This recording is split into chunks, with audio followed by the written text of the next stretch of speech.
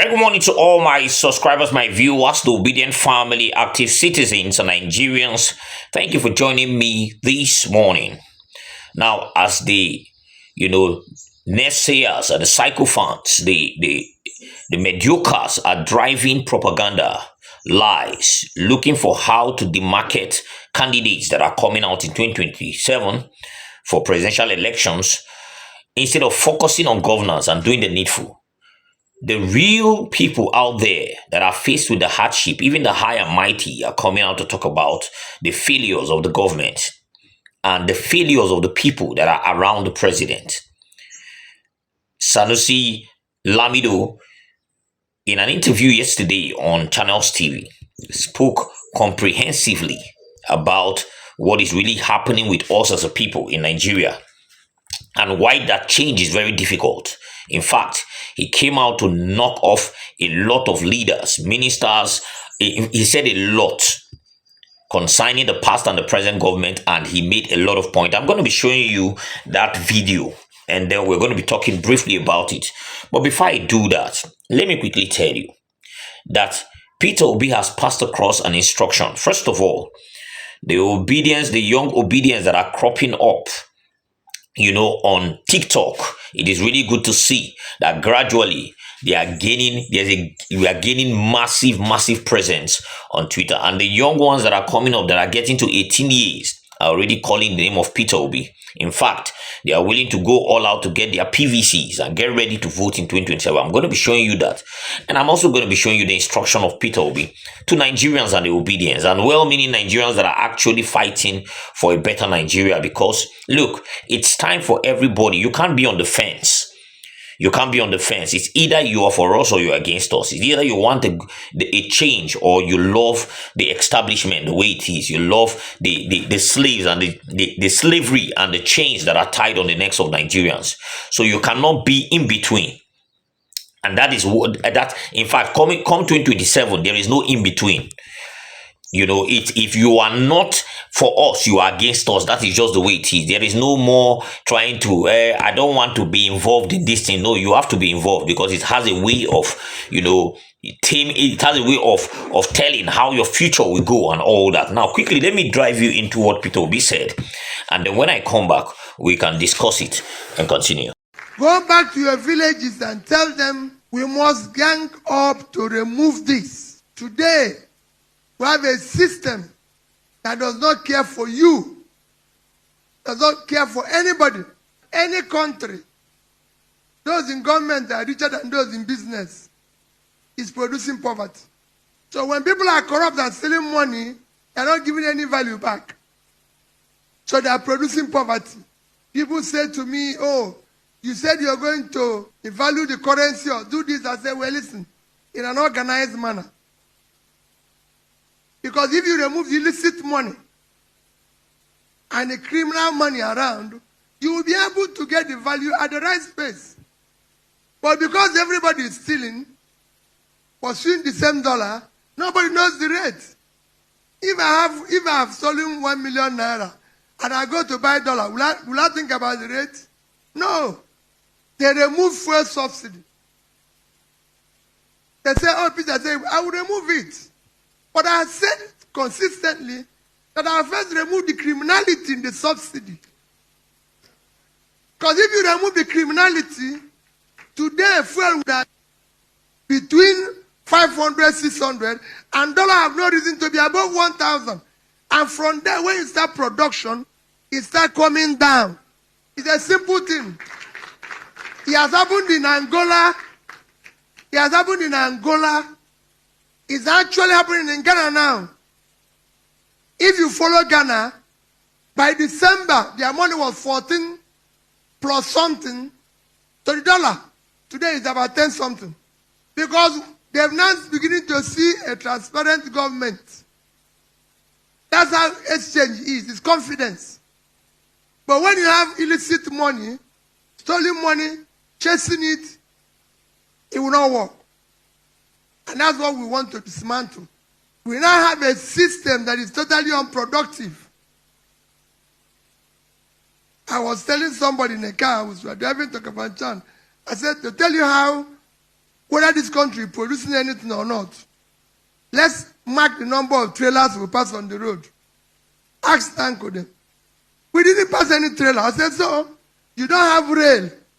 The trailers are not passing carrying goods. That shows an unproductive country. I'm Agent Alpha for Peter Obi, and I'm voting Peter Obi in 2027 because I want a bright future for myself. He's a competent man, he's incredible. I know he's going to change the country. I know that when I'm done with school, I'm going to have a good job, a good and secure job. I know he's the best among all ballots, and I know he's going to change the life of Nigerians. Bye. Hi guys, good afternoon. So I'm a first-time voter for Peter Obi, and I would love to vote for Peter Obi in 2027 because he's going to make Nigeria. I believe he's going to make Nigeria a better place, and I believe he's going to do more for us than anybody has ever done, and I have self-confidence in him. Thank you. Bye. And I'll be voting for Peter Obi in the 2027 election. As a leader who listens to the youth and empowers them, I think Peter Obi is the right person to take Nigeria forward. He's committed to fighting corruption and also promoting transparency. Let's join hands to give Nigeria a better name and also to make it a better place by voting for Peter Obi. Thanks. Now you've seen it, right?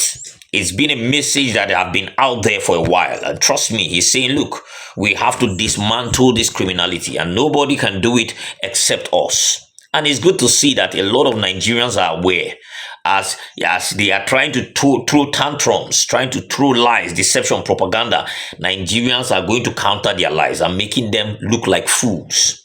And it's really good to see. I told you yesterday, I made a video yesterday, the late hours of yesterday, where I talked about how after the digital summit, they sent these men to come and discredit Peter Obi, look for a way to make him, in fact, look for a way to show failures of Peter Obi as a governor so that people will now stop believing in him. In fact, they came out with there was a how will I call it now? It was a massive display to our faces. Before you know, they went to go and dig out tweets of people that had personal issues with Peter Obi, and then because of that, started talking about his government and all that, and it was all over the place. And they were celebrating.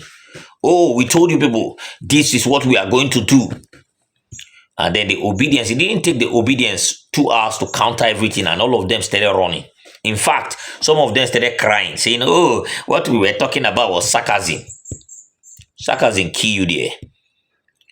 So as they are now, in fact, there is going to be an outrage of the Uchins in all media platforms. You will see, they will start granting interviews, they will start talking. We have started seeing them already. There is an agenda to make sure that they discredit anybody that is competent and anybody that is a threat to them. And for me, the only threat they see is Peter Obi, because the moment Peter Obi's name is called, boom, everywhere scatters. The moment Peter Obi puts out a tweet, everywhere it becomes like fire on their body, and they will start looking for how to quickly to counter it. So they know that he is their threat. And that is why they are looking for every means possible to mess him up. But unfortunately, the more they do that, the reality is on the streets. And that is why I'm glad, because at the end of the day, they are not even trying to campaign with what they have done, because they have nothing to show for. They have nothing to show. So at the end of the day, they are looking for how to use propaganda and deception and lies. But let me take you to what Lamido Sanusi said. And when I come back, we'll wrap this up. The truth is, many people that you have in public office today were simply not well brought up. When I was in King's College in Form 1 and Form 2, we had a class called Civics. And civics was taught by the principal of King's College himself, RSG Agibukema. So from a very young age, you taught certain values. You taught the importance of honesty and integrity. You taught the importance of human rights. You know it's important to leave a good name. You know that when you go into public office, it's an opportunity to serve. You don't go into public office in order to make money. Now, many of the people that have assumed office since then simply did not have that upbringing. They did not have that training. And many people go into government for the wrong reasons. You do not go into government to make money. If you want to make money, you become a businessman. Aliko Dangote is the richest man in Africa. He has never been a commissioner or a governor or a minister. So I think the entire value system of the country has been eroded. We have been ruled by people who have no values, people who come from, they have no names behind them, and they have no desire to leave a name after them. These are people who define themselves by what they own, how many houses they have, how many private jets they have, how many billions they have in bank accounts. And they think that is something. It is not important to them that people look at them and they only see thieves. They see criminals. They see people who have taken away the Commonwealth. It is simply not important because for them, the values do not matter. But look at our religious leaders, how they've become. They've also they've become sycophants. They've become praise singers for money. Traditional rulers have lost it. Everybody seems to have jumped on this bandwagon where money seems to be an end in itself. And unfortunately, a society in which material wealth, no matter how you get it, is respected, is glorified, where people who are known to have stolen money get rewarded with ministerial appointments, with senatorial appointments, that society will continue to reproduce itself. We do not have any, we don't have a sense of disgust for people who hold public office and amass wealth. We reward them with appointments, with more public office and more opportunities to amass wealth. And this is what Nigeria has become. There is no better way of saying the truth than this. You had it right. I used to always say, I say Nigeria is a country that rewards criminality. The people in this government, that is their job. In fact, we've seen it with the APC. Oh, he's a criminal, give him a better position. They reward criminality. In fact, you can't be in their government until you are tested and trusted with criminality. That is why you see that we have baggages all around those that are there. If you look at some of the ministers, almost 60% or 70% of the ministers, they are on EFCC watch list. If you come to those that are in the Aso or Gongong, you find out that a lot of them, if they don't have, criminal case or they have been barred from doing this one, you will hear a lot of things. If it's not in Nigeria, it's in the UK, it's in the US, you will hear that these people, one way or the other, committed a fraudulent act or crime or something. And we are talking about growth. How can growth come? That is why they recruit sycophants and mediocres. The ones they know that, all we need to do is AC chilling and jollof rice cooking or whatever they are saying online. And then they give them 20,000, and before you know, they come out to start selling deception. That is why the country is like this. That is why there's no growth. Because people that are supposed to be in prisons are the ones in power. People with no qualification whatsoever, that we can't trace their identity, we can't trace the school they went to, we can't trace how their result came out. All we know is that his baggage is around, are the ones in power. And how then can you actually do the needful for the people? They are intoxicated with power because they want to make wealth out of it. And you can see Sanusi retreating what Peter Obi said. reiterating it, saying, okay, look, if you want to enter politics for wealth, go and do, if you want to gain wealth, go and do business. It's not for politics. It's not in politics you go and start trying to steal. And that's why we have a lot of thieves everywhere. Because they have seen it as a place of making wealth. They have seen it as a lucrative venture. Oh, I want to make money. Let me enter into politics. Because we have made it so. It's a platform for criminality and theft. Go look at a number of them. Recently, you saw Odius Okalu coming to disgrace some of them. He said most of them that you see there is politics, that they never built anything from the scratch. They don't even have an enterprise. They don't have a business. They stole money. He insisted, he said it over and over. Stolen wealth. Because you've never built anything from the scratch. You've never done anything, nothing. So how did you amass so much wealth? It's because of stolen money. And that's why you see the interest in that thing, in politics in Nigeria, is very high. Everybody wants to go there. Because it affords you an opportunity to steal. And that is why there is no growth nowhere. Look at what is happening in this government. 712 billion for renovation of terminal of an airport. 21 billion for completing the house of a VP. You will hear 39 billion for the renovation of ICC that don't even have AC. You know, a lot of things, despicable things. 7 trillion padded in the budget. And these things are money they are going to go and borrow.